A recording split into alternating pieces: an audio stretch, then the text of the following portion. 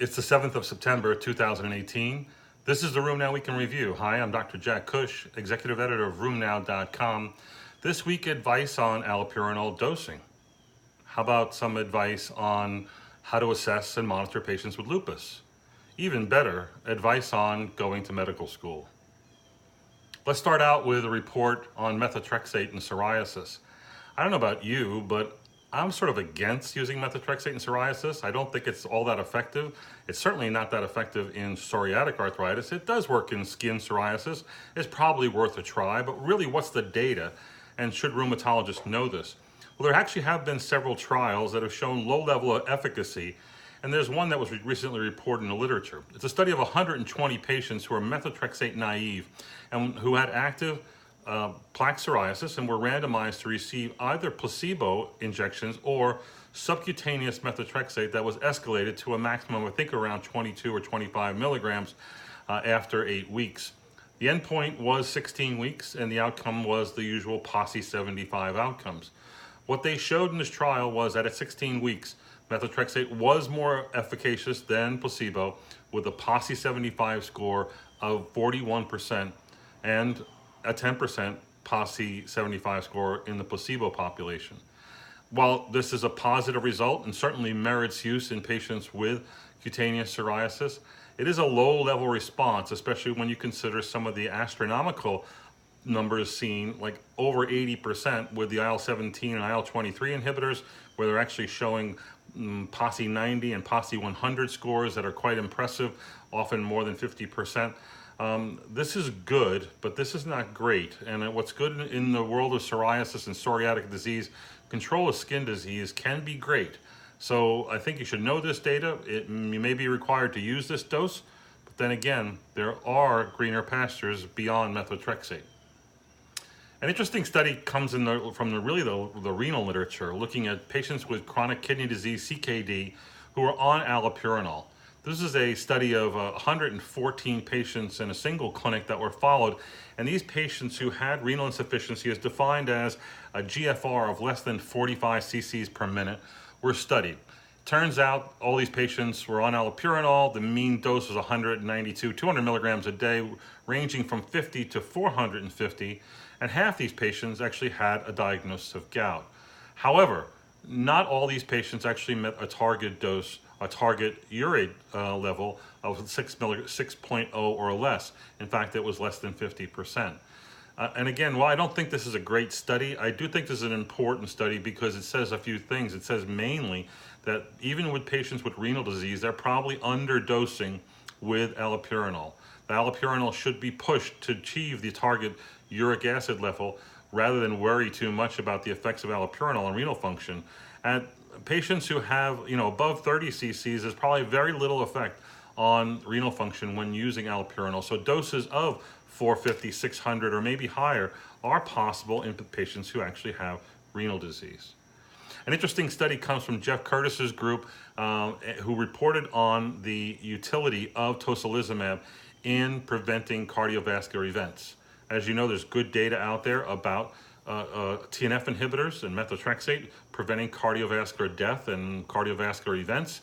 And there's also a warning with tocilizumab that if you use this agent, you may experience hyperlipidemia in up to 20% of patients, and some of those will actually require therapy. The question is, will this hyperlipidemia associated with tocilizumab, or for that matter with tofacitinib,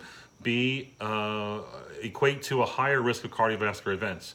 As you know, we reported several months ago about the INTRACT trial, which was a comparison of patients on tocilizumab versus etanercept, and showed no difference in cardiovascular event rates, no significant difference in cardiovascular event rates, although there were a few more in tocilizumab, it was not significant. And that was a 3-year study appropriately powered.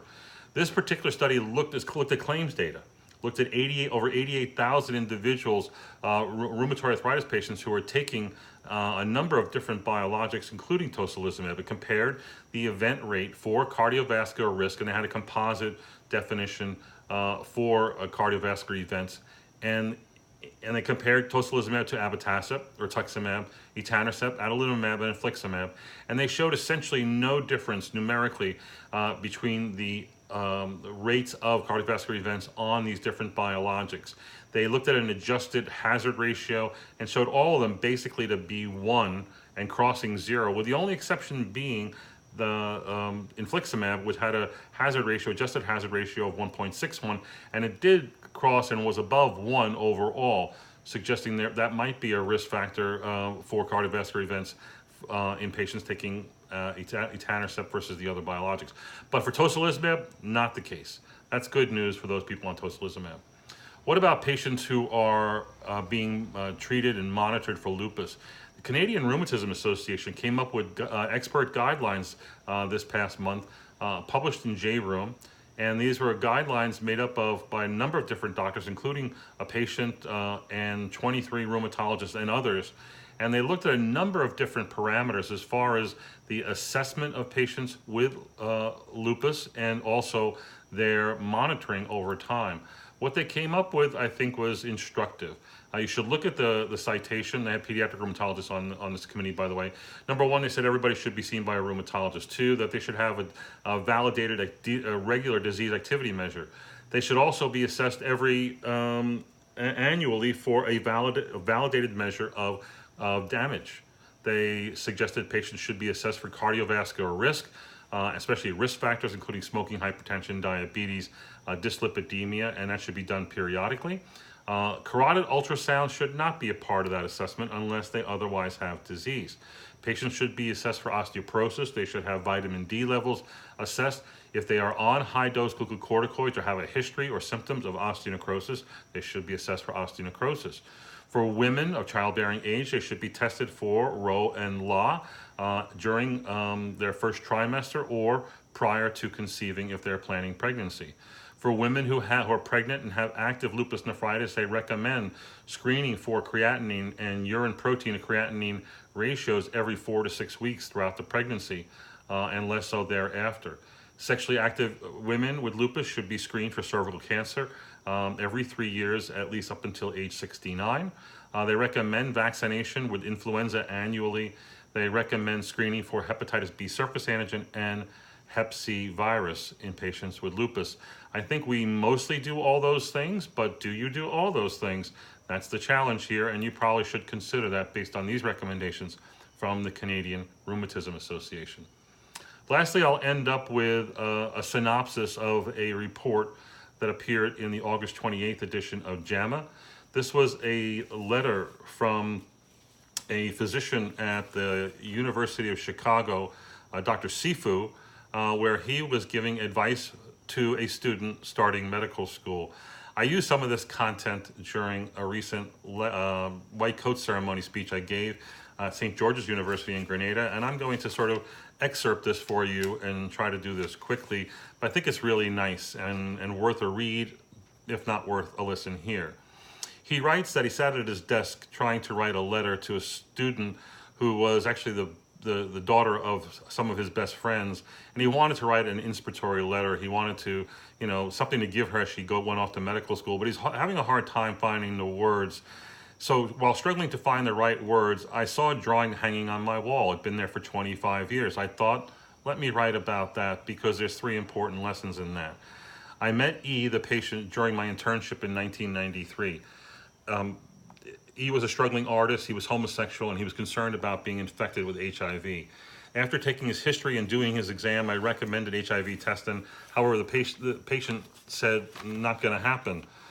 We argued our positions about HIV testing, why it should or why he wouldn't do it, and this was to become the script that they would reenact every 3 months for the next 3 years. At each visit, the patient would say no. So even though he thought that he was failing the patient, that the visits were fruitless, he was actually forming a friendship with that patient. A year later, the patient called him breathless, and he was admitted to the hospital, had pneumocystis pneumonia, was diagnosed with HIV, opportunistic infection and active HIV, went on treatment for both. His health and his immune system were restored, and the patient goes on. What about that painting on the wall? Well, from that actually comes 3 lessons. Lesson number 1, often the most important service we provide a patient is not what we think it is, meaning it's not just the knowledge and the diagnostics and whatnot.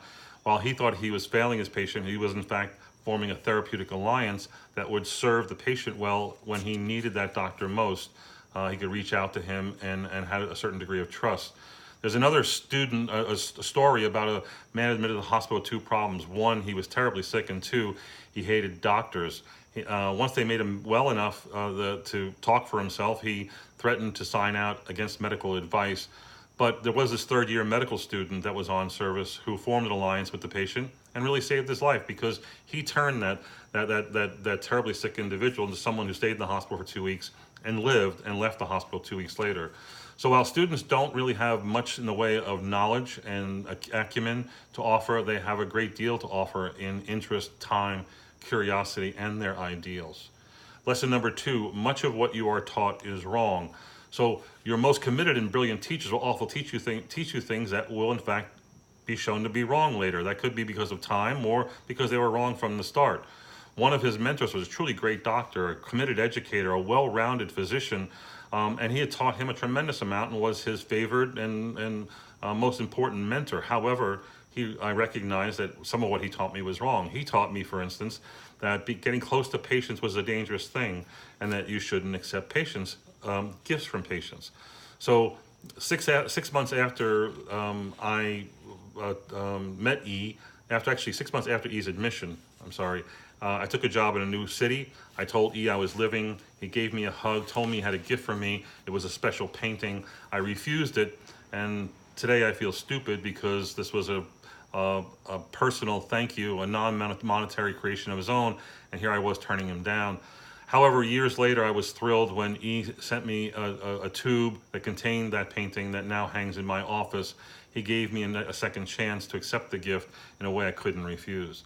The last lesson is lesson number 3, keep a sunshine folder.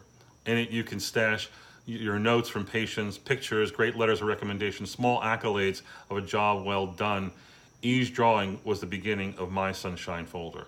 Why do you need a sunshine folder? Because medicine's hard, there are hard days, you don't always do well. A sunshine folder is always there to brighten your spirits on difficult days that will lie ahead. I commented to the students, I had my sunshine folder and I didn't have a name for it, but now I do. It has these pictures and these letters and whatnot, but the favorite thing in my sunshine folder is my ugly tie rack. My ugly tie rack is actually a collection of ties given to me by patients who could not afford to buy me ties. These ties were, to say the least, interesting and at their worst fashion disasters. They had bonsai trees on them, they had giraffes on them, the colors were horrible, they were wide, they were skinny, they were from another era, from another solar system as far as the colors, but as ugly as they were given with love and thanks. I collected every one of them, I hang them on my coat rack inside my door, and when I go to work every day, it's there and I notice them and it reminds me of something. Even better is when a not so well dressed faculty member sort of runs into my office hurriedly having an important meeting or an unexpected consult at the hospital and says, I need a tie, and I point to that tie rack and they look at me and they go, really? Well, you know, they take that tie and they hope that nobody will look at them. So that tie rack keeps on giving. I think this is a really good piece. You should probably look at it in JAMA. That's it for this week. Go on the website, check out these citations and more. We'll see you next week on RheumNow.com.